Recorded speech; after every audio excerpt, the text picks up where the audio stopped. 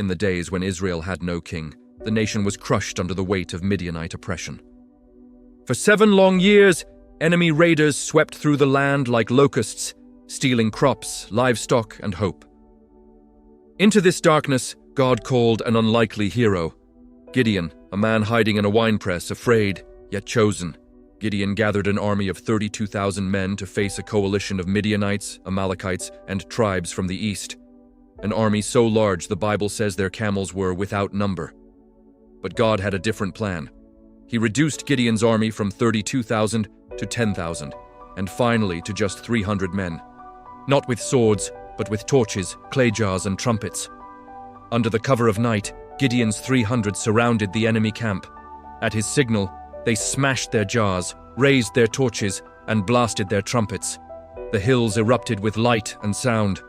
Confusion swept through the Midianite camp. Believing they were surrounded by a massive force, the enemy turned their swords on each other. Panic, chaos, collapse. The coalition broke and fled. The first victory was complete. But Gideon wasn't finished. The Midianite kings, Zebah and Zalmunna, escaped with 15,000 survivors.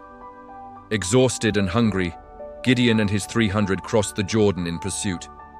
2 Israelite towns refused to help them. Still, Gideon pressed on. At Karkor, he launched a surprise attack on the remaining Midianite camp. The enemy was caught off guard and defeated.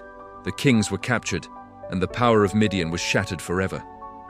Returning victorious, Gideon dealt with unfinished business. The tribe of Ephraim confronted him angrily, but Gideon diffused the conflict with humility. Succoth and Penuel, however, the towns that refused aid, faced judgment. Gideon disciplined their leaders and tore down Penuel's tower, enforcing unity in a time of war. With Midian defeated, the land enjoyed peace for 40 years. Gideon, the reluctant warrior, became one of Israel's most unexpected champions, leading with courage, strategy, and unwavering determination. His story reminds us that victory doesn't always come from strength in numbers, but from obedience, boldness, and faith. Please subscribe for more stories like this.